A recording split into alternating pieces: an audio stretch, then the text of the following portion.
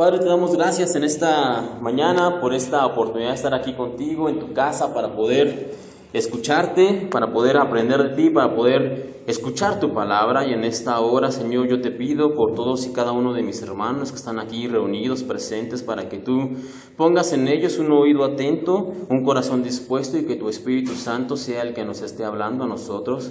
Señor, también te ruego que por favor tú me utilices como una herramienta adecuada y preparada para compartir el mensaje que proviene de ti. En esta mañana, Señor, te pido tu ayuda para que pueda escuchar tu voz y de esta manera nosotros todos seamos bendecidos. Señor, muchas gracias te damos por este tiempo, por este año más que nos permites cumplir como iglesia, estos 34 años en los cuales tú, Señor, has permanecido fiel. Aunque nosotros fallamos, aunque nosotros flaqueamos, aunque nosotros hemos muchas veces sido infieles, tú, Señor, has permanecido fiel con nosotros, con los que estuvieron antes con nosotros y con los que estarán aún después de que nosotros ya no estemos, porque tú siempre eres fiel, Señor. En esta mañana nos preparamos para escuchar tu mensaje, para escuchar la palabra que viene de ti. Y si algún hermano más ha de llegar, tráelo con bien. Esto todo te pedimos, Señor, en el nombre bendito de tu Hijo, el Señor Cristo Jesús. Amén. Y el mensaje de esta mañana tiene por título el Evangelio según Jesucristo. El Evangelio según Jesucristo. Y quisiera contarles en esta mañana, aprovechando que vino hoy mi hermana de visita. Ella regularmente viene, o asiste más bien a otra iglesia, pero aprovechando que hoy viene de visita, me gustaría balconearla. No es cierto. Pero hace muchos años, muchos años, bueno, no tantos, hace algún tiempo, me acuerdo que un día llegando de la escuela, todavía íbamos a la escuela primaria y llegamos de la escuela, y en el momento de hacer la tarea, porque sí éramos niños que hacíamos la tarea, en el momento de hacer la tarea me acuerdo que ella tomó su mochila. Y abrió su mochila y se dio cuenta de que dentro de esa mochila había cosas que no eran de ella. Sacó un cuaderno y dijo, este cuaderno no es mío. Y luego sacó otro y este tampoco es mío. Y este libro no es mío y esta lapicera no es mía. Y resulta que la mochila no era de ella. En la escuela, en otro grupo me parece, en otro lugar, había otra persona que tenía una mochila igual. Y al momento de la salida, cuando uno está esperando que lo recojan los padres, mientras estaba jugando y saltando por algún lado, dejó su mochila, la otra persona también dejó la mochila muy cerca. Entonces al momento que pasaron a recogerla, ella simplemente tomó la mochila que pensó que era de ella y se la llevó. Entonces no era su mochila. Al otro día, bueno, para terminar esta historia, pues hicieron el intercambio y ella pudo recuperar sus cosas. Y yo me imagino, quiero pensar, que a raíz de esto, tal vez unos años después, nuestros padres nos compraron unas mochilas negras de lona muy bonitas, de esas que son duraderas. Todavía por ahí creo que incluso yo tengo la mía. Y se les ocurrió la genial idea de que al frente les iban a poner, o les pusieron más bien, nuestros nombres completos. En mi caso, por ejemplo, le pusieron Daniel Silva con unas letras como de 8 centímetros plateadas, enormes, bonitas. La verdad es que cuando te entregan una mochila personalizada con tu nombre es genial, excepto hasta que vas a la escuela. Ese es un problema. ¿Por qué? Porque todo el mundo sabía tu nombre. Y todo el mundo cuando vas caminando de Daniel, Daniel, y volteabas y resulta que nadie te conocía, simplemente te estaba molestando. Realmente era molesto después de un tiempo tener esas mochilas con tu nombre, porque vas caminando y de repente te grita alguien con tu nombre, volteas y pues no sabes quién es porque todo el mundo sabe cómo te llamas. Entonces, no fue una idea tan genial, pero me imagino que tal vez por eso hicieron eso de comprarnos mochilas con nuestros nombres. Y en un momento más les voy a contar por qué les platico esto acerca de las mochilas, pero antes de eso, y usted no vaya para allá, quiero pedirles un momento, una disculpa. Hoy sí voy a hacer 4 lecturas un poquito largas al inicio, o dependiendo del tiempo, pero voy a hacer algunas lecturas. Y lo voy a hacer muy rápido, pero por favor ponga atención para que usted escuche qué es lo que está pasando aquí. Los vamos a encontrar en los 4 evangelios, Mateo, Marcos, Lucas y Juan. Y voy a comenzar con Mateo 8, del 18 al 22. Dice, viendo Jesús, no lo busque, yo se lo leo, viéndose Jesús rodeado de mucha gente, mandó pasar al otro lado y vino un escriba y le dijo, maestro, te seguiré donde quiera que vayas. Jesús le dijo, las zorras tienen guaridas y las aves del cielo nidos, mas el Hijo del Hombre no tiene dónde recostar su cabeza. La segunda lectura, Marcos 10, del 17 en adelante, dice de la siguiente manera. Al salir él para seguir su camino, vino uno corriendo y hincado la rodilla delante de él le preguntó: Maestro, bueno, ¿qué he de hacer para heredar la vida eterna? Jesús le dijo: ¿por qué me llamas bueno? Ninguno hay bueno sino solo Dios. Los mandamientos sabes: no adulteres, no mates, no hurtes, no digas falso testimonio, no defraudes, honra a tu padre y a tu madre. Y entonces respondiendo le dijo: Maestro, todo esto lo he guardado desde mi juventud. Y entonces Jesús, mirándole, le amó y le dijo: una cosa te falta, vende todo lo que tienes y dalo a los pobres, y ven y sígueme, y toma tu cruz. Eso es en Marcos. Después en Lucas 17, del 12 en adelante, dice: y al entrar en una aldea le salieron al encuentro 10 hombres leprosos, los cuales se pararon de lejos y alzaron su voz diciendo: Jesús, Maestro, ten misericordia de nosotros. Cuando él los vio, les dijo: vayan, muéstrense al sacerdote. Y aconteció que mientras iban, fueron limpios. Y cada uno de ellos, viendo que había sido sanado, volvió glorificando a Dios a gran voz, y se postró rostro entero a sus pies, dándole gracias. Y este era samaritano. Y respondió Jesús: ¿no eran 10 los que fueron limpios? ¿Y los otros 9 dónde están? Y por último, Juan 3, del 1 al 3.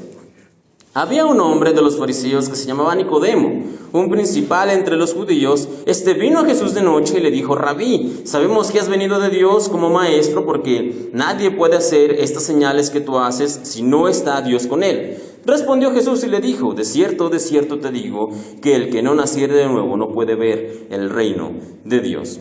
Muy bien, aquí tenemos estas 4 lecturas de cada uno de los evangelios. Después usted puede, si anotó, leerlas con más tranquilidad en casa.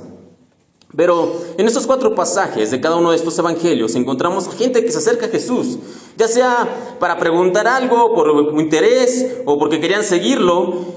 Pero en estos pasajes podemos encontrar un común denominador. Siempre las personas se acercaban al Señor para interrumpirlo. De hecho, en 3 de los pasajes veíamos que Jesús iba caminando, Jesús iba por aquí, y entonces alguien se le acercó y casual, como nos suele pasar de repente a cada uno de nosotros: ¿te puedo robar 5 minutos? Y ¿de verdad nos roban 5 minutos?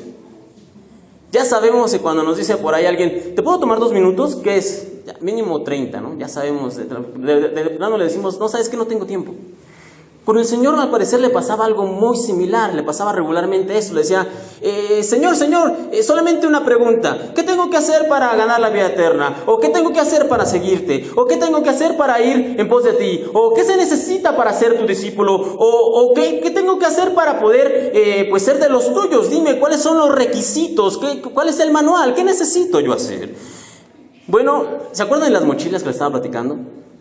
Un buen día, yo cansado, de verdad, harto de que todo el mundo se supiera mi nombre, agarré mi mochila, tomé un cúter y con mucho cuidado tomé las costuras y le quité el nombre completamente. Le quité completamente el nombre porque estaba cansado, estaba harto de que todo el mundo supiera cómo me llamaba y de que todo el mundo me llamara en la calle y me quitara el tiempo precisamente. Bueno, parece que al Señor le sucedió algo similar. No es que se cansara de que la gente lo interrumpiera, sino que se cansaba de que la gente siempre viniera a preguntarle siempre lo mismo. ¿Qué necesito para ser tu discípulo? ¿Qué necesito para seguirte? ¿Qué necesito para tener la vida eterna? Al parecer el Señor de algún momento se cansa de todas estas preguntas, de toda esa gente que: ¿te puedo robar 3 minutos? ¿Te puedo hacer una pregunta? ¿Te puedo tomar un momento? Se cansa al parecer de estas personas. Y donde les decía: ahora sí, acompáñenme por favor en su Biblia, Lucas 14, del 25 al 33. Y al parecer en un buen día el Señor Jesús decide: ¿saben qué? Voy a poner las cosas en claro, muchachos. Y dice de la siguiente manera: grandes multitudes iban con él, y volviéndose les dijo. Aquí es cuando él de repente dice: aquí voy a poner las cosas en claro. Volviéndose les dijo: si alguno viene a mí y no aborrece a su padre y madre, y mujer, e hijos, y hermanos y hermanas, y aún también su propia vida, no puede ser mi discípulo. Punto número 1. Punto número 2. El que no lleve su cruz y viene en pos de mí, no puede ser mi discípulo. Punto número 3. Porque ¿quién de vosotros, queriendo edificar una torre, no se sienta primero y calcula los gastos, a ver si tiene lo necesario para acabarla? No sea que después que haya puesto el cimiento, no pueda acabarla, y todos los que lo vean comiencen a hacerle burla de él, diciendo: este hombre comenzó a edificar y no pudo acabar. Punto número 4. O que rey, al marchar a la guerra contra otro rey, no se sienta primero y considera si puede hacer frente con 10,000 al que viene contra él con 20,000. Y si no puede, cuando el otro está todavía lejos, le envía una embajada y le pide condiciones de paz. Punto número 5. Así pues, cualquiera de vosotros que no renuncia a todo lo que posee, no puede ser mi discípulo. Algunas otras personas se habrán emocionado al ver que mucha gente, que grandes multitudes, como nos dice la Biblia, estaban siguiendo a Jesús. De hecho, algunos habrían pensado, bien, aquí ya tengo, no sé, 2,000, 3,000, 5,000, 10,000 personas, 20,000. ¿Qué puedo hacer para tener más? ¿Qué hago? ¿Cómo los atraigo? ¿Cómo hago que venga más gente? Pero Jesús no.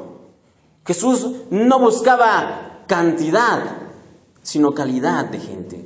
Y entonces es en ese momento donde Él se detiene y le dice, a ver chicos, vamos a poner las cosas en claro. Y se lo voy a resumir. Los 5 puntos que leímos, los 5 requisitos indispensables, vamos a llamarles de esa manera, para ser discípulo de Cristo, son los siguientes. Si ustedes de los que anotan, anote por favor, los vamos a ver más adelante. Amar a Dios por encima de todo. Punto 2, estar dispuesto a morir por Él. Punto 3, estar dispuesto a dar todos tus recursos. Punto 4, estar dispuesto a dar todas tus fuerzas. Y punto 5, estar dispuesto a ser esclavo de Dios. 5 puntos que podemos encontrar en este pasaje de Lucas 17, que han de seguir sí o sí los que quieren ser discípulos de Jesús, porque de esto se trata el Evangelio según Jesucristo. Y antes de que podamos revisar estos puntos, estos requisitos, cada uno, quiero que veamos primero lo que no es el Evangelio. Vamos a ver qué es el Evangelio según Jesucristo, pero quiero que veamos algunos ejemplos de lo que no es el Evangelio. En el año de 1939 a 1945, ¿alguien sabe cuál fue el evento más importante a nivel mundial? De 1939 a 1945, ¿alguien sabe? La Segunda Guerra Mundial. Precisamente de 1939 a 1945, el país Alemania, dirigidos por un hombre llamado Hitler, comienza una maquinaria para poder hacer una conquista europea. Y bueno, no voy a hablar acerca de los aliados, ni de las batallas, ni de las guerras, pero de repente hay gente, algunos de nosotros posiblemente, que piensa que todos los alemanes eran malos. Todos eran unas copias, unos clones de Hitler, todos querían matar judíos y todos querían conquistar países, pero la verdad es que no es así. Sí había mucha gente que seguía órdenes, mucha gente mal, digamos, de su cabeza, como Adolf Hitler, pero había otros alemanes que no compartían las ideas de este hombre. Había líderes, había militares y también había gente dentro de las iglesias que no compartían muchas de las cuestiones que este hombre hablaba en sus discursos y todas estas cosas que se generaban dentro del país. Uno de esos hombres se llamó Dietrich Bonhoeffer. Perdón mi alemán, no hablo nada de alemán, pero este hombre llamado Dietrich Bonhoeffer era un pastor de una iglesia cristiana que se opuso pues bastante fuerte en contra de las ideas del nazismo y en contra del mismo Hitler. De hecho, por ahí del año 1940 y algo, lo capturaron y lo acusaron de querer matar a Hitler y lo llevaron a un campo de concentración y ahí murió. Pero este pastor, que de hecho también una cosa importante, pudo haber salido de su país porque cuando estaba comenzando la guerra, él estaba de visita en Estados Unidos y mucha gente le dijo, no regreses a Alemania. Cuando tú regresas te van a perseguir, te van a tomar como prisionero y no vas a poder salir. Pero él dijo, no, yo tengo un compromiso allá en Alemania con la gente y con mi iglesia. Y tengo que regresar para defender lo que es el verdadero evangelio. Y él regresó y como les contaba, él fue capturado y él murió en un campo de concentración. Pero mientras él estaba en ese lugar, él escribió muchos libros y uno de ellos, de hecho, menciona algo que se le conoce como, se le llegaría a conocer como la gracia barata. Y les voy a leer algo que él escribió. Dice él, la gracia barata es la gracia que nosotros mismos nos otorgamos. La gracia barata es la predicación sobre el perdón sin la necesidad de arrepentimiento. Es el bautismo sin la disciplina de la iglesia. La Santa Cena sin una confesión de pecado. La gracia barata es la gracia sin discipulado, la gracia sin la cruz, la gracia sin Jesucristo vivo y encarnado. Porque en el tiempo que él vivió, este hombre, Dietrich Bonhoeffer, mucha gente predicaba acerca de Dios y de Jesús, pero sin Jesús realmente, sin el compromiso, sin el sacrificio, sin lo que es realmente el Evangelio de Jesucristo. Predicaban por predicar, porque la iglesia estaba controlada por el Estado nazista, del nazismo, perdón. Entonces, Él acuña este término de la gracia barata y han pasado más de 70 años desde que este pastor alemán escribía estas palabras. Y hoy en día no solo podemos encontrar la gracia barata, sino que abunda de hecho el evangelio barato. El evangelio barato es evangelio que es el más demandado hoy en día. Y quiero hacer una aclaración a lo que me refiero con el evangelio barato. Permítanme darles algunos ejemplos. El evangelio barato es aquel evangelio que te dice que Jesucristo, o que venir a Jesucristo, es prosperidad y bendición. Ese es el evangelio barato. Iglesias que se siembran como si se abrieran supermercados o Oxxos. Pastores, o sea, apóstoles al 2 por 1. Usted puede encontrarlos donde sea. Ofertas todo el año de cualquier bendición que usted quiera. Todo depende del tamaño de su cartera. Ese es el evangelio barato. Desate, pacte, arrebate, confiese, crea con fe. Usted es un hijo del rey, usted es una princesa de Dios. Tome las bendiciones que Dios ha preparado para usted. Predicaciones que hablan acerca de eso, de que usted es un rey, que usted es un hijo de rey, que usted tiene que tener, que usted debe tener provisión, prosperidad, que debe pactar, que debe atar, que debe desatar. En fin, todo este tipo de cosas, eso es el evangelio barato. Un amplio sector de la iglesia se ha volcado a este evangelio donde la máxima promesa es la prosperidad terrenal. Con una oración, con fe, con una ofrenda adecuada, por supuesto, usted puede recibir lo que quiera. No importa lo que usted pida, simplemente que usted dé lo que necesita, la ofrenda necesaria para el apóstol o para el pastor, con eso usted lo va a recibir. Después de todo, ¿no dice la Biblia que y dio fruto al 30, al 60 y al 100 por uno? ¿No lo dice? Efectivamente, la Biblia habla acerca de eso, pero no está hablando acerca de dinero. No está hablando acerca de ofrendas, sino está hablando acerca de volcarse a entregar bienes materiales. Por supuesto que la Biblia no está hablando de eso. De hecho, deberíamos recordar que la Biblia lo que sí dice es en Mateo 6:19, no almacenen tesoros aquí en la tierra, donde la polilla se los come y donde el óxido destruye, donde los ladrones entran y roban. Y recuerda, donde esté tu tesoro, ahí también estará tu corazón. Eso es lo que nosotros deberíamos recordar. Entonces, el problema con el evangelio de la prosperidad no es que prometa demasiado, sino todo lo contrario, promete demasiado poco. Cristo Jesús viene a enseñarnos el evangelio según Jesucristo y nos dice, yo te prometo salvación y vida eterna. Y este evangelio, ¿saben qué es lo único que te promete? Papel pintado de colores con muchos ceros. Póngalo en balanza. Por supuesto, de momento parece atractivo. Grandes cuentas, grandes carros, grandes casas. El evangelio que prospera, por supuesto que es atractivo, pero promete demasiado poco. Otro ejemplo del evangelio barato es ese evangelio que nos muestra a Jesucristo como el gurú de la autoayuda, el maestro de la autosuperación. Ese evangelio que nos presenta a Jesús como si Él supiera todos los problemas, la solución de todos los problemas. No importa qué es lo que tengas, Cristo Jesús es la solución a todo. Y por un lado es correcto, pero lo hemos vendido mal o lo hemos traído mal. No importa cuál sea tu problema, Cristo es la solución. Alcoholismo, drogadicción, Cristo te ayuda.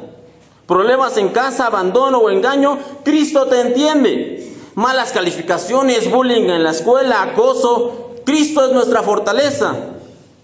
Dolor de espalda, mal aliento, sudoración, no importa cuál sea tu problema, Cristo Jesús es la solución. Pero la Biblia no enseña eso. La Biblia nos habla acerca de un Cristo Jesús que es casi un genio de la lámpara en la cual la frotamos y de repente Él aparece y nos dice, ¿qué es lo que quieres? Y entonces nosotros pedimos, hacemos nuestra petición, nuestro deseo en voz alta y se cumple de inmediato. Ese evangelio en el cual nosotros somos las estrellas principales, ese evangelio en el cual nosotros somos los que importan, ese evangelio, otra vez reitero, es el evangelio barato. La Biblia nos dice en Gálatas 2:20, con Cristo estoy juntamente crucificado y ya no vivo yo, mas vive Cristo en mí. Y lo que ahora vivo en la carne, lo vivo en la fe del Hijo de Dios, el cual me amó y se entregó a sí mismo por mí. Y alguno puede decirme, pero ahí está hablando que Él murió por mí. Ahí está hablando que Él fue por mí a la cruz. Ahí Él está diciendo que Él hizo esto por mí. Sí, pero ¿cuál es la diferencia? Que el actor principal no eres tú, es Cristo Jesús. En este versículo que acabamos de leer, el actor principal es Cristo. Él es el que fue crucificado, Él es el que murió, Él es el que resucitó, Él es el que vive ahora en mí, Él es el que me salvó, Él es. Ese es el evangelio según Jesucristo, el evangelio que lo pone a Él por encima de todo, el evangelio que lo presenta a Él como la estrella principal. el que lo presenta a Él como el que merece toda nuestra honra, toda nuestra gloria, toda nuestra adoración. Un tercer punto que podemos ver acerca del evangelio barato, el evangelio falso, es el evangelio de Jesucristo de una manera legalista. ¿Qué pasaría si yo les dijera, muy bien, a partir de la próxima semana, hermanas, todas si quieren entrar aquí, van a tener que venir con velo? Porque la Biblia dice que las mujeres tienen que cubrirse, entonces todas tienen que venir con velo. Y no solamente eso, ¿quién de las hermanas trae pantalón? ¿Puedo ver sus manos? Alce la mano, ¿quién trae pantalón? La mayoría. Muy bien, hermanas, para la próxima semana los pantalones quedan prohibidos para las mujeres. Tienen que tener todas una falda, mínimo 3 dedos abajo de la rodilla, mínimo, porque como dice la Escritura, por sus faldas las conoceréis. Amén. Primera de Daniel 2:17. Por sus faldas las conoceréis. Anote eso también. Cuando nosotros cambiamos la relación, la comunión con Dios por reglas, por una serie de estructuras, porque ahora tenemos que vestirnos así, ahora no tenemos que hacer esto, ahora tenemos que hablar de esta manera, ahora tenemos que ir A, B, C, D. Cuando nosotros cambiamos la relación por reglas, eso se convierte en legalismo, y eso tampoco es el evangelio según Jesucristo. Eso también es el evangelio barato. De hecho, el mismo Señor Jesús se encuentra con algunos de esos legalistas en su tiempo y Él les dice las siguientes palabras, Mateo 23, 27, 28. ¡Ay de vosotros, escribas y fariseos hipócritas! Porque son semejantes a sepulcros blanqueados que por fuera se muestran hermosos, pero por dentro están llenos de huesos de muertos. El Señor Jesús es tajante y claro con esa gente que simplemente es religiosa, que solamente sigue una estructura, que aman la letra, aman las reglas, pero no aman a aquel que puso las reglas, ni tienen comunión ni convivencia con aquel que nos da sus mandamientos. Ese también es el evangelio barato. Así que ahora, hermanos, quiero que hablemos de lo que es el evangelio según Jesucristo. Solamente esos fueron algunos ejemplos, pero vamos a comenzar ahora con los 5 puntos que dijimos que son realmente el evangelio según Jesucristo. Entonces, ¿qué es el evangelio? Surge la pregunta, ya nos habíamos tardado, el día de hoy no habíamos hecho preguntas. ¿Qué es el evangelio? O mejor aún, ¿qué es el evangelio costoso contraponiéndolo con el evangelio barato? En contraste con ese evangelio que se vende al por mayor para todo aquel que quiera. Posiblemente alguno pudiera pensar, bueno, no, el evangelio no tiene costo, el evangelio es gratis, la salvación es por fe y es por gracia, y tienen razón, la salvación es por gracia, es gratuita, no tenemos que hacer ni pagar nada para recibirla, pero yo no estoy hablando de salvación, yo estoy hablando del costo de seguir a Jesús, porque eso sí tiene un precio, eso sí tiene un costo que nosotros tenemos que entregar. La salvación es para todos y es gratis. Pero el seguir al Señor tiene un costo y tenemos que pagarlo. De hecho, si ustedes leyeron ahí en Lucas 14, y de esas Biblias que tienen pequeños subtítulos, el subtítulo dice, lo que cuesta seguir a Cristo. Lo que cuesta seguir a Cristo. Entonces, dijimos que son 5 puntos. Amar a Dios por encima de todo, estar dispuesto a morir, estar dispuesto a dar todos los recursos, estar dispuesto a dar todas tus fuerzas y estar dispuesto a ser esclavo de Dios. Pero alguno podrá decir, pero eso es demasiado. Y en efecto lo es. Otro más podría contestar, yo no puedo con eso. Y eso es correcto. Si no es con la ayuda de Dios, nosotros no podemos hacer esto. Alguien más podrá comentar, el estándar es muy alto. No, el estándar no es muy alto. El estándar es imposible. Es imposible para aquel que no lo haga con ayuda de Dios. No es alto, el estándar es imposible. Pero dijimos que el mensaje se llama el evangelio según Jesucristo. Ese es el mensaje de esta mañana. Y muchas veces nosotros pensamos, bueno, ¿se ha puesto a pensar qué es el evangelio según Jesucristo? ¿Alguna vez se ha preguntado por qué es el evangelio de Jesucristo? Y alguno podría contestar, bueno, es el evangelio de Jesucristo porque Jesucristo lo dijo. Es el evangelio de Jesucristo porque Él fue el que dio el discurso acerca del evangelio. Él fue el que dio las peticiones. Y bueno, vamos a revisar estos puntos, estos 5 puntos en esta mañana. Dijimos, el primero es amar a Dios por encima de todo. Amar a Dios por encima de todo. Y permítanme leerles una vez más. Lucas 14, 25 dice, grandes multitudes iban con Él. Y volviéndose les dijo, si alguno viene a mí y no aborrece a su padre y madre y mujer e hijos y hermanos y hermanas, y aún también su propia vida, no puede ser mi discípulo. Y si usted se parecía, aunque sea un poquito a mí, no sé, pero yo he leído eso y siempre había pensado, bueno, es bien fácil pedirlo. Aborrece a tu padre y a tu madre y a tu esposa y pues pedirlo es bien fácil, pero hacerlo. Y antes de continuar aquí quiero hacer una aclaración.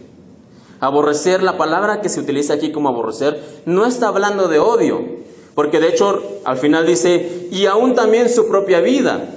Algunos han malinterpretado que el Señor nos está pidiendo aquí que odies a tu padre y a tu madre, que te separes de tu familia y que si ellos no quieren seguir, que nunca más les dirijas la palabra y no los vuelvas a ver en toda su vida.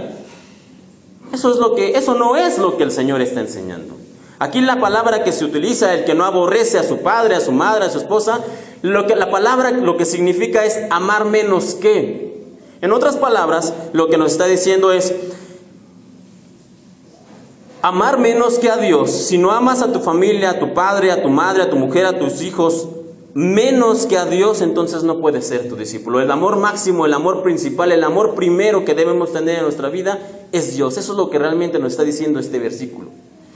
El que no me ama primero a mí, dice el Señor, no puede ser mi discípulo. Si tú amas más a tu esposo, a tu esposa, a tu hijo, a tu hermano, a tu hermana, no puedes ser mi discípulo. Si tienes un amor que es más grande que yo, no puedes ser mi discípulo. Y reitero, aún podríamos estar pensando, sí, pero es más fácil pedirlo que hacerlo. Es más fácil decir, tienes que aborrecer a toda esta lista, si no, no puedes ser mi discípulo. Es muy sencillo pedirlo, pero les hacía una pregunta hace un momento atrás. ¿Por qué se llama el Evangelio de Jesucristo? Y no es solamente el Evangelio de Jesucristo porque Jesucristo lo haya dicho. No, de hecho es el Evangelio según Jesucristo o el Evangelio de Jesucristo porque el primero que lo vivió y el primero que puso el ejemplo, ¿saben quién fue? Fue Jesucristo. Y vamos a ver en esta mañana cómo es que aquel que pide o que hace las peticiones del Evangelio no solamente las hace, sino que es el primero que las pone por obra y las vive.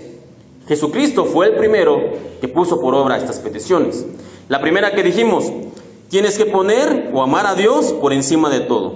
Y si recordamos, Cristo Jesús o Jesús, ¿quién era su mamá? ¿Alguien me recuerda? María. Y su papá terrenal, pues José. Y Jesús como tal fue un hijo primogénito, no fue hijo único, fue hijo primogénito, es decir, fue el primer hijo. Y para la época en la que el Señor Jesús comienza su ministerio, por ahí más o menos de los 30 y tantos años, 30 años aproximadamente, para la época en que Él comienza su ministerio, se menciona a María, pero ya no se menciona a José. Algunos piensan o suelen decir que muy probablemente por la poca expectativa de vida que se tenía en ese entonces, José ya había muerto para aquel entonces, para la época en la que el Señor Jesús comienza su ministerio. Por esa razón es que José ya no se menciona. Entonces, en la cultura judía y en la antigüedad, cuando el padre faltaba, cuando ya no había el esposo, digamos, aquel que tenía la responsabilidad de cuidar a la madre era el hijo primogénito.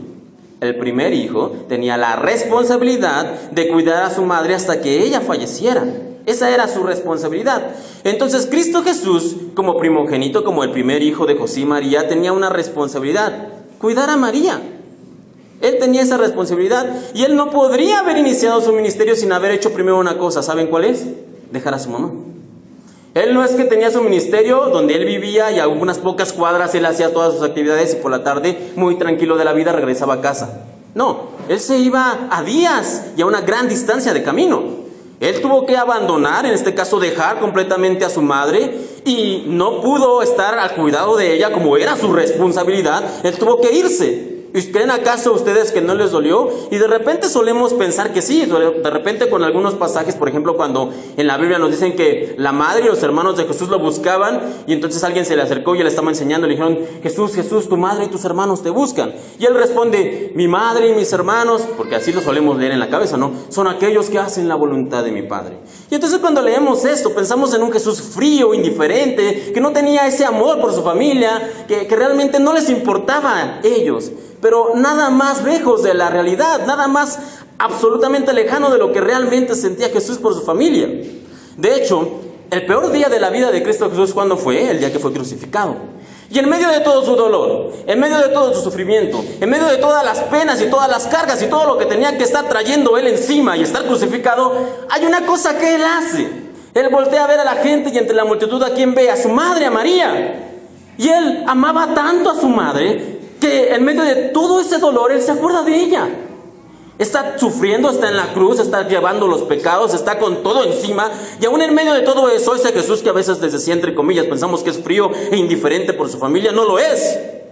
Él está sufriendo, pero en medio de eso él ve a su madre y se acuerda de ella.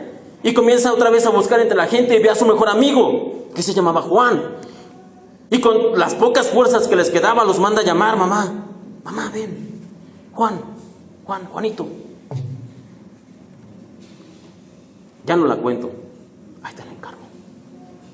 Tal vez no con esas palabras, pero el Señor le dijo a Juan o a María: madre, he ahí tu hijo, he ahí tu madre.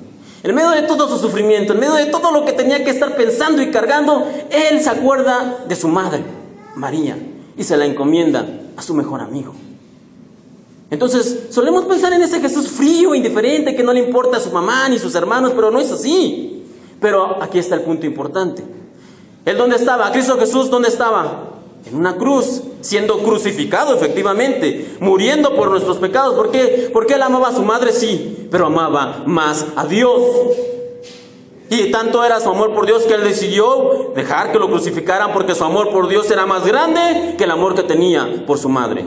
Entonces no estoy hablando de que aborrezcamos y no amemos a nuestra familia ni a nuestros hermanos. Eso no enseña la Biblia. El Evangelio según Jesucristo dice: claro que puedes amar a tu padre, a tu madre, a tus hermanos, a tu esposa, a tus hijos. Por supuesto que puedes, pero el mayor amor que debes tener es por mí, por Dios.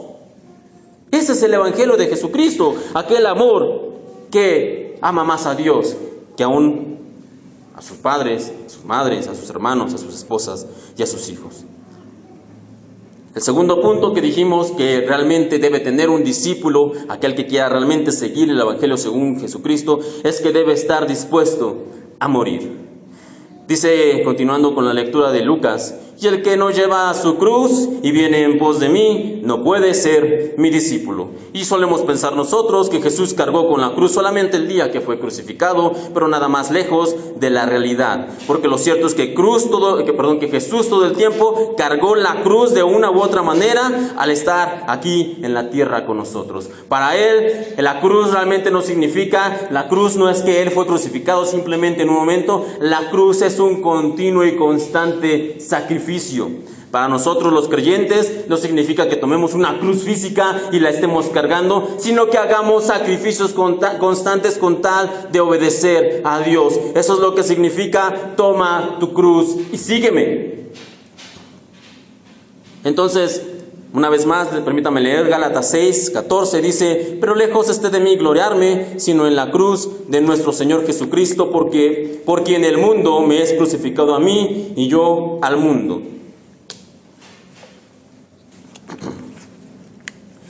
El Señor Jesús nos pide a nosotros que carguemos la cruz, pero debemos recordar que Él la cargó primero. Y Cristo nos pide a nosotros estar dispuestos a morir por Él, porque Él murió primero por nosotros.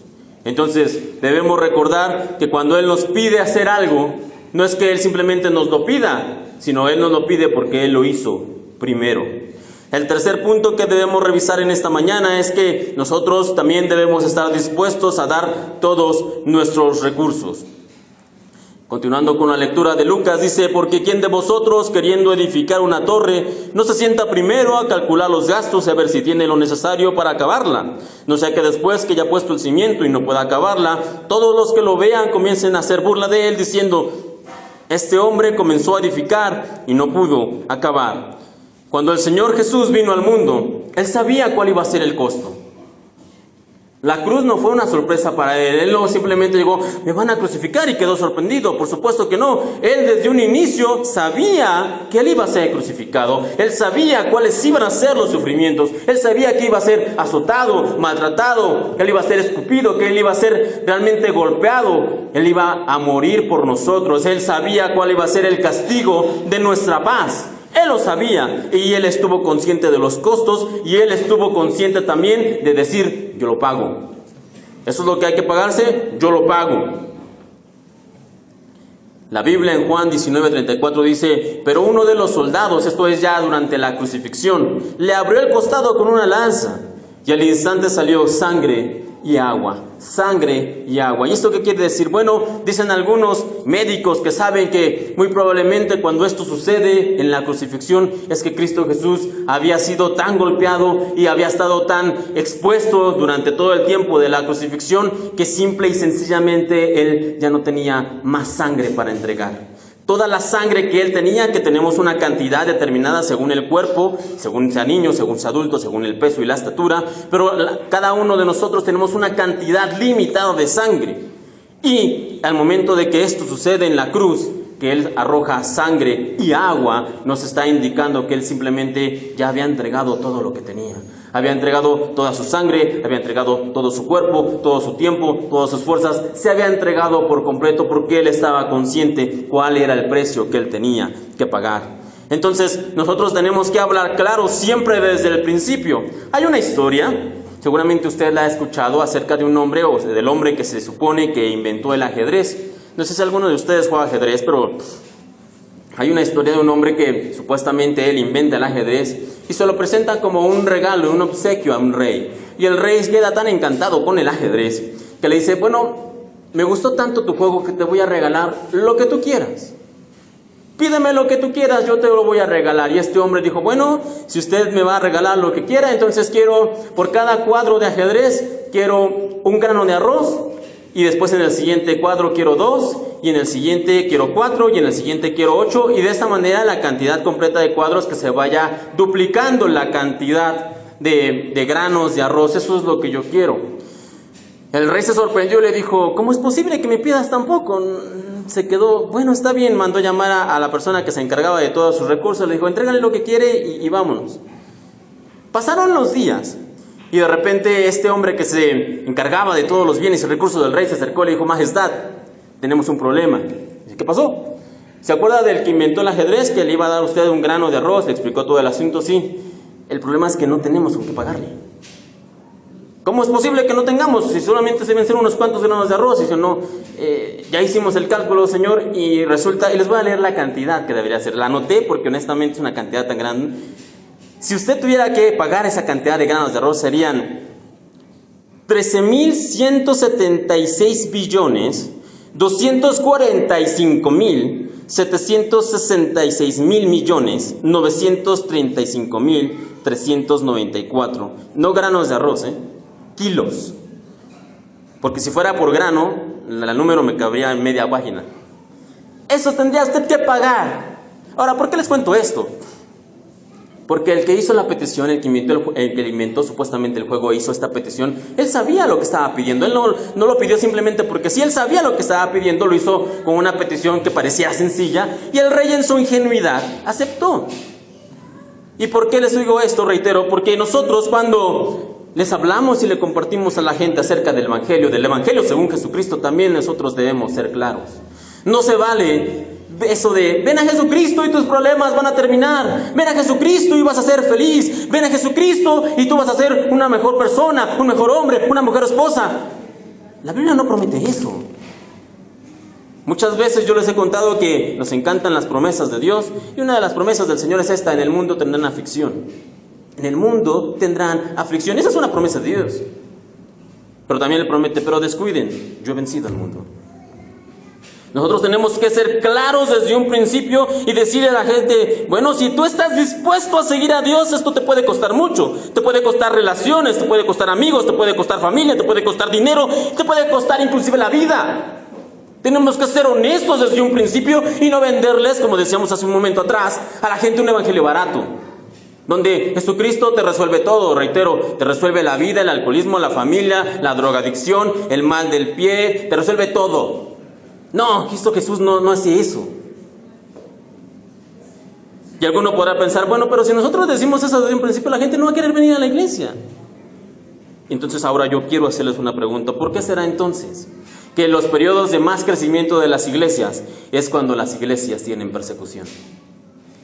¿Qué relación hay? Los periodos de más crecimiento de las iglesias es cuando las iglesias tienen persecución. Tenemos que ser honestos desde un principio y decirle, esto te puede costar todo. ¿Quieres o no quieres? El mismo Señor Jesús lo hizo.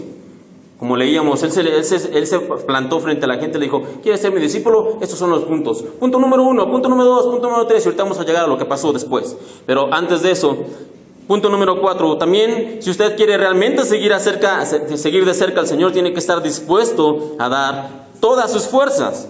¿O qué rey, continuando con la lectura, al marchar a la guerra contra otro rey, no se sienta primero y considera si puede hacer frente con 10,000 al que viene contra él con 20,000?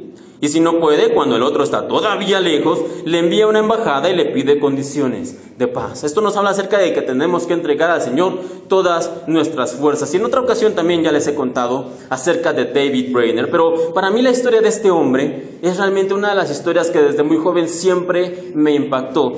David Brainerd fue un hombre que fue misionero y murió a los 29 años.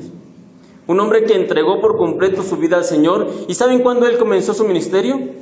A los 25 y murió a los 29. Él tuvo que pasar muchas dificultades. Cuando él se fue no tenía muchas veces apoyos económicos, tuvo que pasar fríos, hambres, intemperies. Y entonces, a la mitad de estos 4 años, él tuvo que regresar a su casa para que lo atendieran porque estaba muy, muy enfermo. Y cuando el médico lo vio, le dijo, David, tú ya no puedes regresar ya. Si regresas a predicar, tú ya no vas a regresar aquí. Y él tenía una prometida, y le dije, el papá de su prometida era un pastor muy importante, le dijo, David, ya no tienes que regresar, ya cumpliste. Aquí podemos poner una iglesia y tú vas a ser el encargado y vas a tener aquí tienes alguien que te espera, tienes familia, puedes estar aquí. Pero para David Brainerd, cuando él supo que le quedaba poco tiempo de vida, él dijo, yo me voy a desgastar por Dios. No importa si es 1 año, 5, 3, yo me voy a desgastar por Dios. Y se regresó a su ministerio. Y solamente duró 2 años más. Y él murió. Para mí esa historia siempre ha sido una historia impactante de cómo una persona puede entregarse a Dios. Pero David Brainerd, por supuesto que no es el único.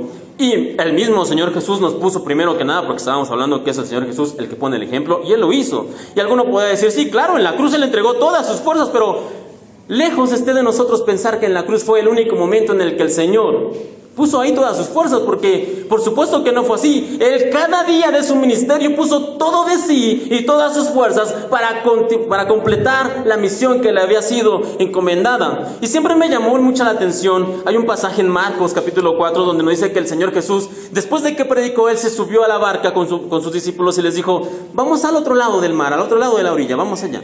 Y dice que se suben a la barca y a la mitad del lago o del mar comienza una gran tormenta. De tal suerte la tormenta es tan grande que los discípulos comienzan a tener miedo, comienzan a preocuparse porque la tormenta era muy grande. Y de repente voltean a buscar a Jesús. ¿Y dónde estaba Jesús? Nos dice Marcos 4:38, pero Jesús se había dormido en la parte de atrás apoyado sobre una almohada. Y siempre me pregunté, ¿qué tan cansado se tiene que estar? De verdad, ¿qué tan cansado se tiene que estar para que en medio de una tormenta tú sigas durmiendo? No sé ustedes si les ha pasado que han llegado un día a su casa tan cansados que al otro día de repente voltean y dicen, son las 10 o 9 o 12 del día. No escuché la alarma, no escuché el ruido. El vecino de al lado está en una construcción tirando el edificio y yo aún así no me desperté. No sé si alguna vez usted ha estado tan cansado que no ha escuchado el movimiento, la alarma, el ruido, porque ha estado tan cansado que tenía que dormir. Entonces aquí el Señor Jesús, no es que Él estuviera haciéndose dormido, la Biblia no dice que Él fingía estar dormido para probar la fe de los discípulos, no dice eso. Tampoco dice que Él se estaba fingiendo dormir para que fueran ellos corriendo a pedirle ayuda y socorro, no dice eso. Él dice que estaba dormido. Y si dice la Biblia que estaba dormido es porque estaba dormido. ¿Por qué? Porque Él había dado tanto de sí durante el día en la predicación, ayudando, sanando, viendo por los demás, que había quedado rendido. Muchas veces me imagino que el Señor era así. Llegaba a puntos donde Él simplemente se desconectaba completamente, digamos como algunos solemos decir, se moría, no se dormía, se moría. Porque a veces a nosotros nos llega a pasar. Entonces una vez más, ¿qué tan cansado se tiene que estar para estar durmiendo en medio de una tormenta? Y el Señor seguramente en más de una ocasión lo dio todo para continuar con la obra de su ministerio. Así que, yo no sé ustedes, pero si alguna vez piensas que has dado todas tus fuerzas en el servicio de Dios, pregúntate esto. ¿Podría dormir en medio de una tormenta? Cuando pienses que ya lo diste todo, que ya te esforzaste, que trabajaste, que diste todas tus fuerzas para el Señor, pregúntate esto: ¿podría quedarme dormido en medio de la tormenta? Si la respuesta es no, no lo has dado todo. Si la respuesta es no, quiere decir que todavía no lo has dado todo.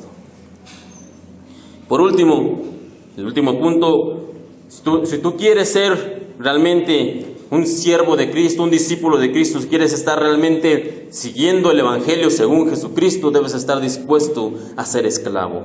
Continuando con el pasaje de Lucas, dice: así pues, cualquiera de vosotros que no renuncia a todo lo que posee, no puede ser mi discípulo. El último requisito que leemos es renunciar a todo. Y aquel que renuncia a todo es un esclavo. Es aquel que no tiene nada. Es aquel que se rinde completamente y dice: haz de mí lo que tú quieras. Eso realmente es un esclavo. Y de hecho el Señor Jesús, reitero, Él fue el primero que lo hizo. En Filipenses 2, del 5 al 7, dice: haya pues en vosotros este sentir que hubo también en Cristo Jesús, el cual, siendo en forma de Dios, no estimó el ser igual a Dios como cosa a que aferrarse, sino que se despojó a sí mismo, tomando forma de siervo o de esclavo, hecho semejante a los hombres. El Dios del universo toma forma de siervo, se despoja de todo, se despoja de toda su divinidad, de todo su poder, para demostrar cuánto nos ama y que Él está dispuesto a hacer cualquier cosa para darnos salvación y vida eterna. Esa es la calidad de hombre, de Dios al que nosotros seguimos. El que está dispuesto a sacrificarlo todo, a dejarlo todo atrás, para que nosotros seamos salvos. El último punto, decíamos, debemos estar dispuestos a ser esclavos del Señor. Comenzamos nuestro relato que decía: grandes multitudes iban con Él, y aunque en esta parte, en este versículo que leíamos, no nos dice cuál fue la reacción de la gente que estaba escuchando este discurso, al parecer el Señor Jesús no lo dio solamente una vez, sino que por diferentes pasajes que podemos encontrar en los 4 evangelios, parece ser que el Señor en diferentes ocasiones dio este discurso similar. Y en cierta ocasión, otro evangelista sí nos narra cuál es la reacción de la gente que escuchó este mensaje. En Juan 6:66 dice: desde entonces muchos de sus discípulos volvieron atrás y ya no andaban con Él.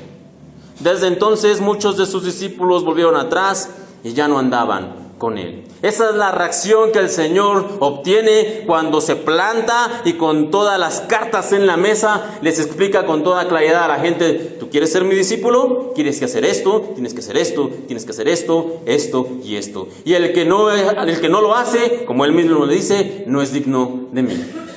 Todo aquel que quiera ser mi discípulo debe estar dispuesto a amar más a Dios por encima de cualquier cosa. Debe estar dispuesto a morir, debe estar dispuesto a dar todos sus recursos, debe estar dispuesto a dar todas sus fuerzas y debe estar dispuesto a ser un esclavo.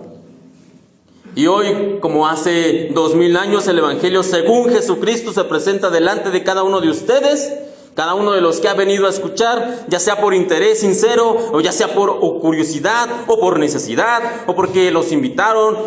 Pero este Evangelio se ha expuesto de manera clara, como el Señor lo hubiera expuesto, y ahora solamente queda la decisión.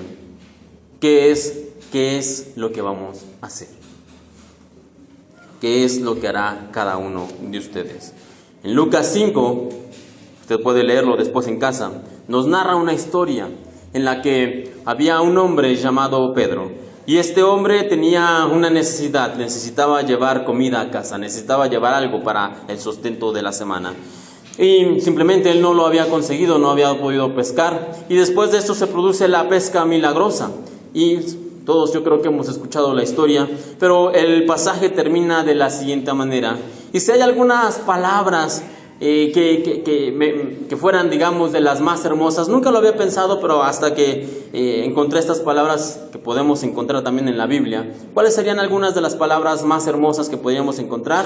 Y cada uno tendrá su versículo o versículos favoritos, pero posiblemente este pequeño y que hemos pasado por de largo muchas veces, pueda ser uno de los versículos realmente más hermosos de la Biblia. Y dice en Lucas 5:11: y dejándolo todo, le siguieron.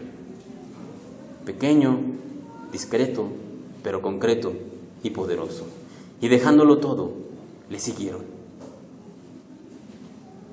que estas palabras puedan describir muchas de nuestras vidas. Y dejándolo todo, le siguieron. Cierra sus ojos. Vamos a terminar con una oración. Bendito Señor, te damos gracias por esta mañana y por la oportunidad de estar aquí en tu casa. Y en esta hora, conociendo el verdadero evangelio, el evangelio según tú, Señor, el evangelio de Cristo. Queremos arrepentirnos si en algún momento hemos escuchado, seguido, creído ese evangelio barato, que te pone como un superhéroe o como aquel que solamente es un cajero automático. Señor, queremos alejarnos de eso y queremos realmente tener el evangelio real que tú nos prometes, Señor. Y es un evangelio costoso, es un evangelio de sacrificio, es un evangelio que no cualquiera puede seguir. Pero podemos hacerlo no por nuestras fuerzas, sino que si tú nos ayudas, si con tu Espíritu nos capacitas, si tú nos muestras el camino real, si tú nos ayudas a cada paso a seguirte. Padre, eso es lo que queremos pedirte en esta mañana. Ayúdanos a dar un paso a la vez para poder seguirte en el camino correcto, en el evangelio correcto, en el mensaje correcto, Señor, que tú nos has predicado y hablado por más de 2000 años. Señor, y que en esta mañana estas palabras y este mensaje pueda penetrar no solamente en nuestras mentes, sino también en nuestros corazones, y que nosotros, cada uno de los que estamos aquí, incluyéndome, podamos realmente comprometernos y decidir a seguirte, Señor, con el evangelio correcto, con el evangelio costoso, con el evangelio según Jesucristo. Padre, te agradecemos, Señor, por estas palabras, por tu mensaje y por este tiempo, por los hermanos que han estado aquí, y que hayas sido tú el que nos habla a cada uno de nosotros, Señor, y que de ahora en adelante y de aquí en más podamos realmente seguirte según tu evangelio. Te pedimos esto, Señor, y nos encomendamos en tus manos, en tu nombre bendito y poderoso, Señor Cristo Jesús. Amén y amén.